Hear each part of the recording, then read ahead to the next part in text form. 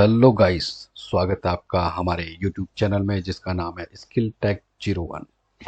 तो जैसा आपको पता ही है कि उत्तराखंड में यूके पीएससी की जो वैकेंसी निकली है उसमें पीसीएस का जो एग्ज़ाम अब होने वाला है बहुत जल्द आने वाले समय में। तो उसके लिए हम स्पेशल सीरीज करवा रहे हैं और इसमें हम हिस्ट्री, ज्योग्राफी, पॉलिटिकल साइंस सभी सब्जेक्ट कवर करेंगे। तो जो आज का टॉपिक है उसमें हमारे पास है मौर्य साम्राज्य। तो मौर्य साम्राज्य से संबंधित जो महत्वपूर्ण क्वेश्चन है, टॉपिक हैं, जो बिंदु हैं उसको हम कवर करेंगे। तो चलिए ये देखते हैं। तो मौर्य साम्राज्य पर हम बात करेंगे। इसकी स्थापना जो है 322 ईस्वी पूर्व में चंद्रगुप्त मौर्य ने की थी, जो 180 ईसा पूर्व तक चला।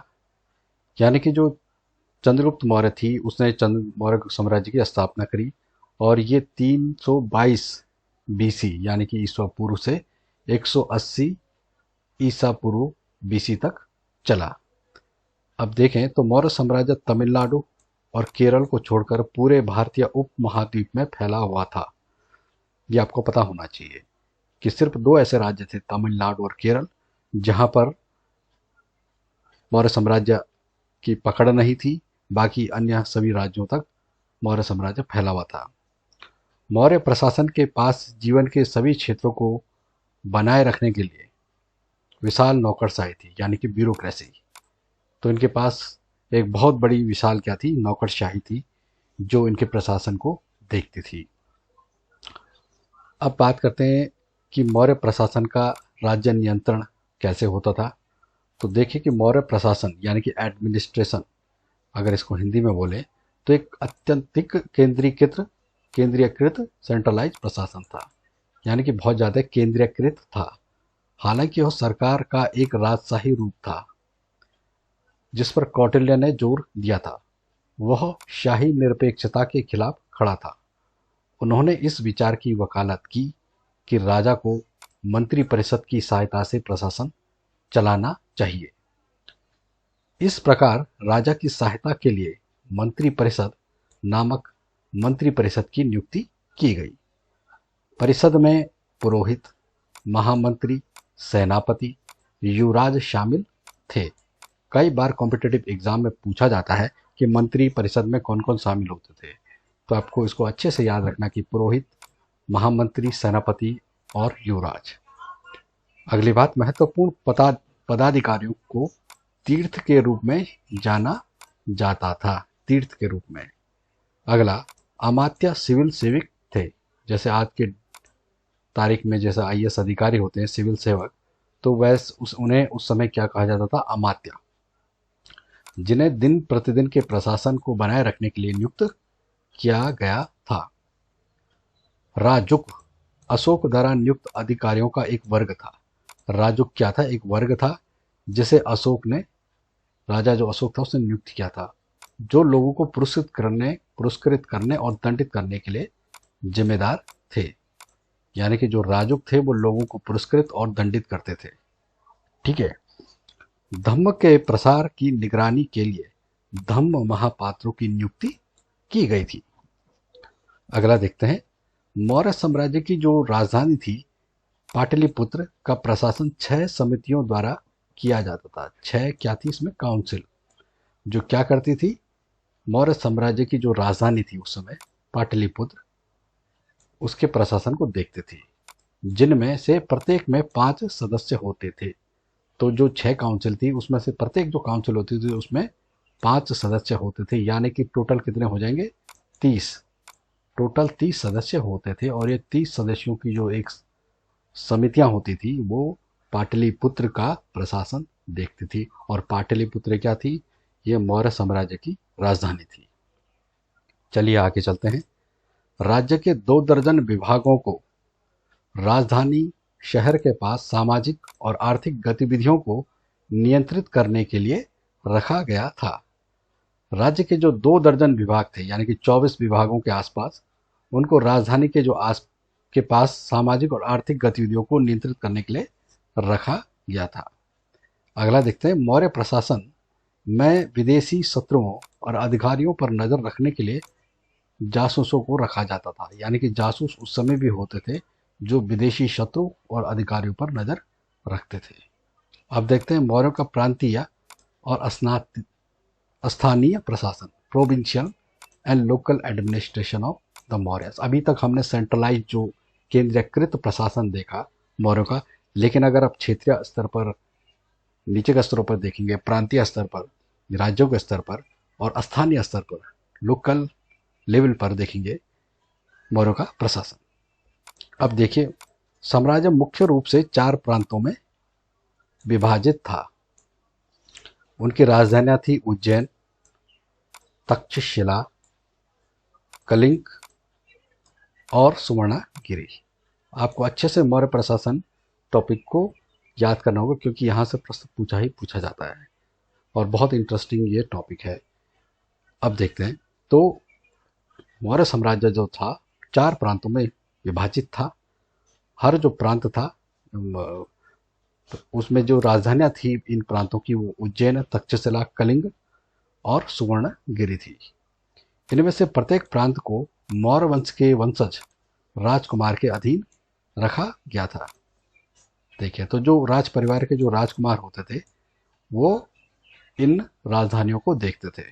ठीक है, इन प्रांतों को फिर से छोटी इकाइयों में विभाजित किया जाता था और प्रशासित किया जाता था। देखो, सबसे ऊपर तो हो गया आपका राज्य, ठीक है, फिर उसके नीचे आपका क्या हो गया, प्रांत, और प्रांत के नीचे क्या हो गया, आपके छोटी छोटी इकाइयां थी। ठीक है, जिलों का रख रखाव, जैसे जिले हो गए, प्रांत के नीचे फिर जिले आते थे, जैसे आज के समय में होता है। जिलों का रख रखाव राजकों द्वारा किया जाता था, जिन्हें युक्तों द्वारा सहायता प्रदान की जाती थी। ग्रामीणी ग्राम प्रशासन के लिए जिम्मेदार थी तथा गोपा का 10 से 15 गांव पर नियंत्रण था। तो जिले थे, ग्रामीण थे, गोपा थे। ठीक है, तो ग्रामीण ग्राम प्रशासन के लिए जिम्मेदार थे, जबकि जो गोपा थे वो 10 से 15 गांव पर नियंत्रण उनका होता था। अगला, नागरिका नगर अधीक्षक थी। जो नागरिका थी, नाम से ही लग रहा है, वो नगर अधीक्षक थी। उन्होंने कानून व्यवस्था बनाए रखने की जिम्मेदारी थी। ठीक है, अब देखते हैं मौर्य प्रशासन की सेना किस प्रकार से होती थी, आर्मी। तो मौर्य प्रशासन एक विशाल सेना के रखरखाव के लिए जाना जाता था। प्लिनी ने अपने खाते में उल्लेख किया है प्लिनी ने अपने खाते में उल्लेख किया है कि चंद्रगुप्त मौर्य ने 9,000 हाथी, 30,000 घुड़सवार और 6 लाख पैदल सैनिकों को बनाए रखा था। ये बहुत बड़ी बात थी उस समय कि 9,000 हाथी थे उनके पास, 30,000 घुड़सवार थे और 6 लाख पैदल सैनिक थे मौर्य साम्राज्य की सेना में। और ये किसने कहा था, प्लिनी ने। प्लिनी का आपने नाम सुना होगा। यह भी उल्लेख है कि मौर्य प्रशासन के दौरान लगभग 800 रथ थे। अब मौर्यों की सेना नंदों की ताकत से 3 गुना अधिक थी। जो नंद थे, नंदों की ताकत से 3 गुना अधिक शक्तिशाली जो थी वो मौर्यों की सेना थी। मैगस्थनीज के अनुसार 30 अधिकारियों वाला एक बोर्ड 6 समितियों में विभाजित था। 30 अधिकारियों वाला बोर्ड क्या था, 6 समितियों में विभाजित था, यानी कि हर समिति में आपके 5 सदस्य होंगे। सशस्त्र बल के प्रशासन के लिए जिम्मेदार था। तो ये क्या करता था, ये समिति, ये सशस्त्र बल जो होता था, आर्म फोर्सेस, उनके प्रशासन को देखती थी। सशस्त्र बलों के 6 जो विंग थे, ये जो 6 की बात कर लें, जो 6 जो भाग थे सशस्त्र बलों के, वो क्या थे, सेना, ठीक है, समुद्री सेना, रथ, घुड़सवार सेना, हाथी और छठा था परिवहन। ठीक, अब देखते हैं मौर्य प्रशासन के आर्थिक नियम क्या थे, यानी कि economic regulation of Mauryan administration. अध्यक्षों को नियुक्त किया जाता था। ठीक है, कृषि, व्यापार, वाणिज्य, शिल्प, बाट, माप आदि अध्यक्षों की देखरेख में थे। कृषि कार्यों में दासों को लगाया जाता था। ऐसा कहा जाता है कि लगभग 1.5 लाख युद्ध बंदियों को कलिंग से लाया गया था और वे कृषि में लग गए थे। शूद्रों ने 3 उच्च वर्णों के दास के रूप में सेवा की। नई भूमि को खेती के अधीन लाया गया। इसमें शूद्र और किसान शामिल थे।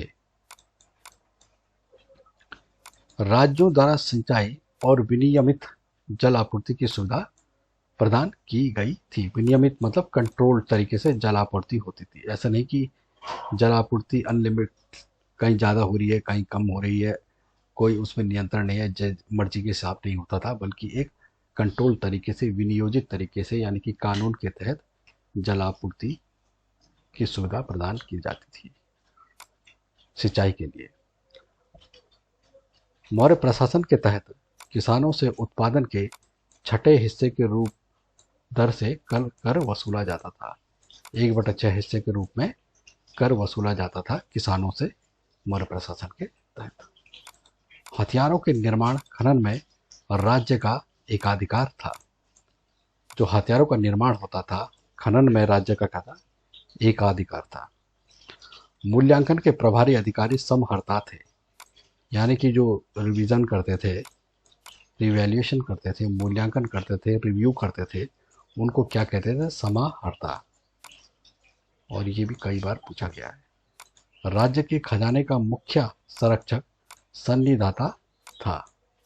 ठीक है, जो राज्य के खजाने का जो मुख्य संरक्षक था उसको क्या बोलते थे, सन्निधाता।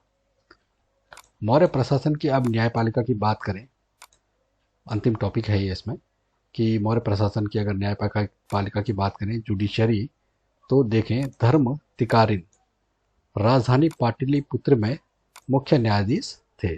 कौन, धर्म तिकारिन। लोगों को दंड देने के लिए अमात्य जिम्मेदार थे। लोगों को दंड देने के लिए जो थे अमात्य जिम्मेदार थे। अशोक के शिलालेख में वाक्यों की छूट का उल्लेख है। कौटिल्य के अर्थशास्त्र के साथ साथ अशोक के अभिलेखों में जेल का उल्लेख भी है, यानी कि उस समय जेल भी होती थी। ठीक है, इसकी जो सिद्धि हुई है वो हुई है कौटिल्य के अर्थशास्त्र से और अशोक के अभिलेखों से। साथ में अशोक के शिलालेख में जैसे छूट जैसे वाक्यों का प्रयोग भी किया जाता था कि न्यायपालिका में जो है छूट देने का भी प्रावधान था। सजा हो अगर किसी को हो गई तो उसको छूट भी मिल सकती थी। और लोगों को दंड देने के लिए अमात्य जिम्मेदार थे।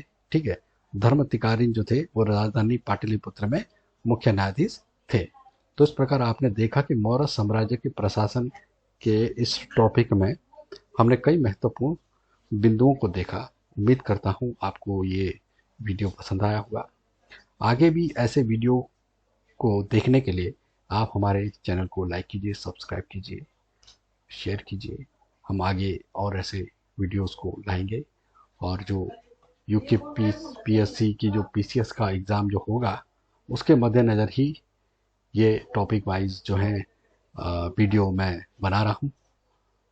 आगे आपसे फिर मुलाकात होगी, तब तक आपका बहुत बहुत धन्यवाद।